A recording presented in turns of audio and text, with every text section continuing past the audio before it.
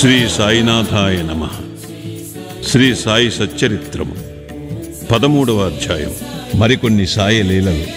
జబ్బులు నయమగుట, భీమాజీ పాటిల్, బాలా షింపి, బాపు సాహెబ్ బూటి, ఆళంది స్వామి, కాకా మహాజని, హార్దా నివాసి దత్తోపంతు. మాయ యొక్క అనంత శక్తి. బాబా మాటలు క్లుప్తముగను, భావగర్భితముగను, అర్థపూర్ణముగను, శక్తివంతముగను, సమతూకముతోనూ ఉండేటివి. వారు ఎప్పుడూ తృప్తిగా నిశ్చింతగా నుండువారు. బాబా ఇట్లనిది: నేను ఫకీరునైనప్పటికీ ఇల్లు వాకిలి, భార్య బిడ్డలు తదితర బాదరబందీ ఏవీ లేకుండా, ఎక్కడికి కదలకుండా ఒకచోట కూర్చుని ఉన్నప్పటికీ తప్పించుకొనలేని మాయ నన్నును బాధించుచున్నది. నేను నన్ను మరచినను ఆమెను మరవలేకున్నాను. ఎల్లప్పుడూ ఆమె నన్ను ఆవరించుచున్నది. హరి యొక్క ఆ ఆదిమాయ బ్రహ్మాదులనే చికాకుపరుచుచుండగా నా వంటి దుర్బలుడైన ఫకీరనగ ఎంత? హరి ప్రసన్నుడైనప్పుడే ఆ మాయ నుండి తప్పించుకొనుట సాధ్యము. నిరంతర హరిభజనయే దానికి మార్గం. మాయాశక్తిని గూర్చి బాబా ఆ విధముగా పలికాను. మహాభాగవతములో శ్రీకృష్ణుడు యోగులు తన సజీవ ప్రతిరూపములని ఉద్ధవునకు చెప్పియున్నాడు. తన భక్తుల మేలు కొరకు బాబా ఇంకా ఏమి చెప్పియున్నారో వినుడు.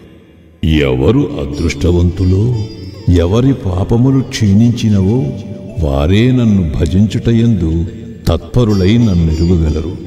ఎల్లప్పుడూ సాయి సాయి అని స్మరించుచుండిన సప్త సముద్రములు దాటించెదను. ఈ మాటలు విశ్వసింపుడు, తప్పక మేలు పొందెదవు. పూజాతంతుతో నాకు పని లేదు. షోడశోపచారములు గాని అష్టాంగ యోగములు కాని నాకు అవసరము లేదు. భక్తియున్న చోటనే నా నివాసము.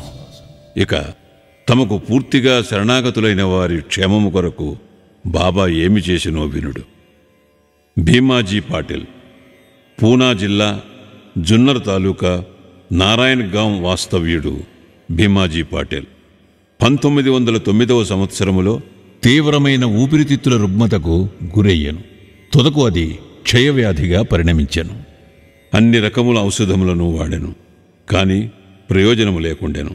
ఇక ఆశలన్నీ వదులుకొని, ఓ భగవంతుడా, ఇక నీవే నాకిక దిక్కు, నన్ను కాపాడు అని ప్రార్థించాను. మన పరిస్థితులు బాగుండున్నంత వరకు మనము భగవంతుని తలచము అన్న సంగతి అందరికీ తెలిసినదే.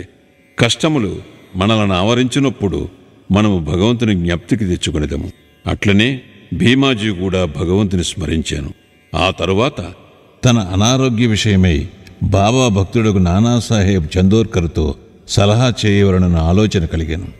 వెంటనే తన జబ్బు యొక్క వివరములన్నీ తెలుపుచూ ఆయన ఒక లేఖ వ్రాసి అతని అభిప్రాయం అడిగాను. బాబా పాదములపై పడి బాబాను శరణు వేడుకొనుట యొక్కటే ఆరోగ్యమునకు సాధనమని నానాసాహెబ్ చందోర్కర్ జవాబు వ్రాశాను. అతడు నానాసాహెబ్ సలహాపై ఆధారపడి షిరిడీకి పోవుటకు ఏర్పాట్లు చేసుకునేను. అతనిని షిరిడీకి తెచ్చి మసీదులోనున్న బాబా ముందు కూర్చునబెట్టిరి. నానాసాహెబ్, శ్యామా కూడా అచ్చటనే ఉండిరి. ఆ జబ్బు వాని గత జన్మలోని పాపకర్మల ఫలితమని, అతని విషయములో తాను జోక్యము చేసుకునదలుచుట లేదనియు బాబా చెప్పాను. కాని రోగి తనకు వేరే దిక్కు లేదనియు, అందుచే చివరకు వారి పాదములో నాశ్రయించితిననియు మొరపెట్టుకుని వారి కటాక్షమునకై వేడుకొనెను. అతని ప్రార్థనకు బాబా హృదయము కరిగెను. అప్పుడు బాబా అతనితో ఇట్లనిరి: ఊరడిల్లుము, నీ ఆతురతను పారద్రోలు, నీ కష్టములు గట్టెక్కినవి. ఎంతటి పీడ బాధలు ఉన్నవారైనను ఎప్పుడైతే ఈ మసీదు మెట్లు ఎక్కుదురో వారి కష్టములన్నీ నిష్క్రమించి సంతోషమునకు దారితీయును. ఇచ్చటి ఫకీరు మిక్కిలి దయార్ధ హృదయుడు. వారి రోగమును తప్పక బాగుచేయును. ఆ ఫకీరు అందరినీ ప్రేమతోనూ దయతోనూ కాపాడును. ప్రతి 5 నిమిషములకు రక్తము గ్రక్కుచుండిన ఆ రోగి బాబా సముఖమున ఒక్కసారి అయినా రక్తము గ్రక్కలేదు. బాబా వారిని దయతో కాపాడదనను అభయమిచ్చిన వెంటనే రోగము నయమగుట ప్రారంభించాను. వానిని భీమాభాయ్ ఇంటిలో బస చేయమని బాబా చెప్పాను. భీమాజీ వంటి రోగికి ఆ ఇల్లు అంత సదుపాయమైనది గాని ఆరోగ్యకరమైనది కానీ కాదు. కానీ బాబా ఆజ్ఞ జవదాట రానిది. అతడు షిరిడీలో ఉండినప్పుడు బాబా అతనికి 2 స్వప్నానుభవములనిచ్చి వాని రోగమును కుదిర్చాను. మొదటి స్వప్నములో వాడొక పాఠశాల విద్యార్థిగా పద్యములు కంఠోపాఠము చేయకుండాచే క్లాసు ఉపాధ్యాయుడు దెబ్బలు కొట్టినట్లు కనిపించాను. 2వ స్వప్నంలో వాని ఛాతీపై పెద్ద బండను వేచి కిందకు మీదకు త్రోయిటచే మిక్కిలి బాధను అనుభవించాను. స్వప్నంలో పడిన ఈ బాధలతో వాని జబ్బు నయమై వాడి ఇంటికి పోయాను. ఆ తరువాత అతడప్పుడప్పుడు షిరిడీకి వచ్చుచుండెను. బాబా తనకు చేసిన మేలును జ్ఞప్తి అందుంచుకొని బాబా పాదములపై సాష్టాంగ నమస్కారములు చేయుచుండెను. బాబా తన భక్తుల వద్ద నుంచి ఏమీయూ కాంక్షించుడివారు కాదు. వారికి కావలసినదేమన భక్తులు తాము పొందిన మేలును జ్ఞప్తి అందుంచుకొని అచంచలమైన నమ్మకమును భక్తియును కలిగియుండుటే. మహారాష్ట్ర దేశములో నెలకొకసారి గాని పక్షమునకొకసారి గాని ఇండ్లలో సత్యనారాయణ వ్రతము చేయుట సంప్రదాయము. కాని భీమాజీ పాటిల్ ఆ సత్యనారాయణ వ్రతమునకు మారుగా క్రొత్తగా సాయి సత్యవ్రతమును తన ఊరు చేరిన వెంటనే ప్రారంభించెను. బాలాగణపతి శింపి. బాలాగణపతి అనువాడు బాబా భక్తుడు. ఒకసారి అతడు మలేరియా జబ్బుచే మిగులు బాధపడెను.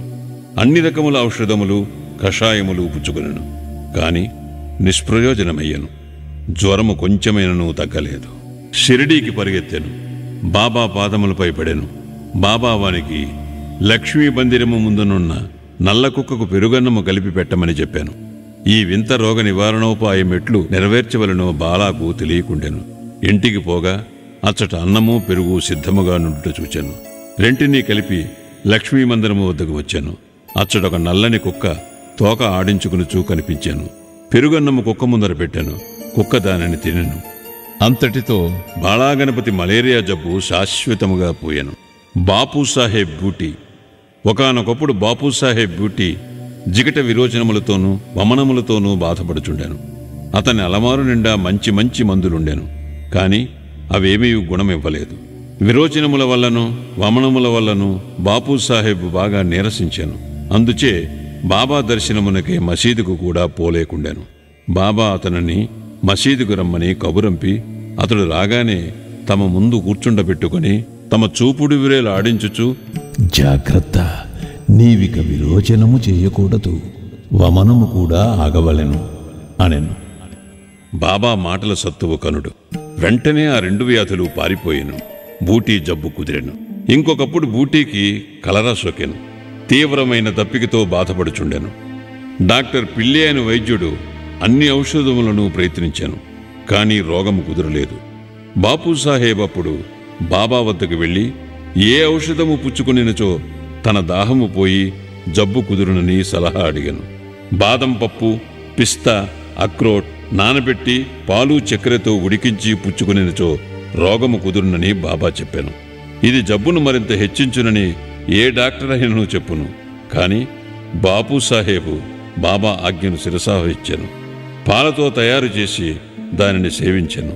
విచిత్రముగా రోగము వెంటనే కుదిరెను. ఆళంది స్వామి. ఆళంది నుండి ఒక సన్యాసి బాబా దర్శనమునకై షిరిడీ వచ్చెను. అతనికి చెవిపోటు ఎక్కువగా నుండి నిద్ర పట్టకుండాను. శస్త్రచికిత్స కూడా చేయించుకునేను. కాని వ్యాధి నయము కాలేదు. బాధ ఎక్కువగా నుండెను. ఏమి చేయుటకు తోచకుండాను. తిరిగిపోవునప్పుడు బాబా దర్శనమునకై వచ్చాను. అతని చెవిపోటు తగ్గుటకేదైనా చేయమని శ్యామ ఆ సన్యాసి తరఫున బాబాను వేడుకొనెను. బాబా అతనిని ఇట్లు ఆశీర్వదించాను. అల్లా అచ్చా కరేగా. ఆ సన్యాసి పూనా చేరి 1 వారము రోజుల పిమ్మట షిరిడీకి ఉత్తరం రాశాను. ఆ ఉత్తరములో తన చెవిపోటు తగ్గిననియు కానీ ఇంకనూ వాపు తగ్గలేదనియూ రాశాను. వాపు పోగొట్టుకొనుటకై శస్త్రచికిత్స చేయించుకొనవలనని బొంబాయి వెళ్ళాను. డాక్టర్లు చెవి పరీక్ష చేసి శస్త్రచికిత్స అవసరము లేదని చెప్పిరి. బాబా వాక్కుకున్న శక్తి అంత అద్భుతమైనది. కాకా మహాజని. కాకా మహాజని అను ఇంకొక భక్తుడు గలడు. అతడు నీళ్ల విరోచనములతో బాధపడుచుండెను. బాబా సేవకు ఆటంకము లేకుండానట్లు ఒక చెంబు నిండా నీళ్లు పోసుకొని దానిని మసీదులో ఒక మూల పెట్టుకొనెను. అవసరము వచ్చినప్పుడెల్లా పోవుచుండెను. సర్వజ్ఞుడైన బాబాతో నేమీ చెప్పనక్కర్లేదనియు బాబాయే త్వరలో తనకు స్వస్థత చేకూర్చుననియు కాకా నమ్మెను. మసీదు ముందర రాళ్లు తాపన చేయుటకు బాబా సమ్మతించాను. కావున పని ప్రారంభమయ్యాను. వెంటనే బాబా కోపోద్దీపితుడై బిగ్గరగా నరిచెను. అందరూ పరిగెత్తి పారిపోయేరు. కాకా కూడా పరుగిడ మొదలెడెను. కాని బాబా అతనిని పట్టుకుని అచ్చట కూర్చుండబెట్టాను. ఈ సందడిలో ఎవరో వేరుశనగపప్పుతో చిన్న సంచిని అచ్చట విడిచి పారిపోయేరి. బాబా ఒక పిడికిడి శనగపప్పు తీసి చేతులతో నలిపి పొట్టిని ఊదివైచి శుభ్రమైన పప్పును కాకాకిచ్చి తినమనెను. తిట్టుట, శుభ్రపరచుట, తినుట ఒకేసారి జరుగుచుండెను. బాబా కూడా కొంత పప్పును తినెను. సంచి ఉత్తది కాగానే నీళ్లు తీసుకురమ్మని బాబా కాకాను ఆజ్ఞాపించాను. కాకా కుండతో నీళ్లు తెచ్చాను. బాబా కొన్ని నీళ్లు త్రాగి కాకాని కూడా త్రాగమనెను. అప్పుడు బాబా ఇట్లనెను, నీ నీళ్ల విరోచనములు ఆగిపోయినవి.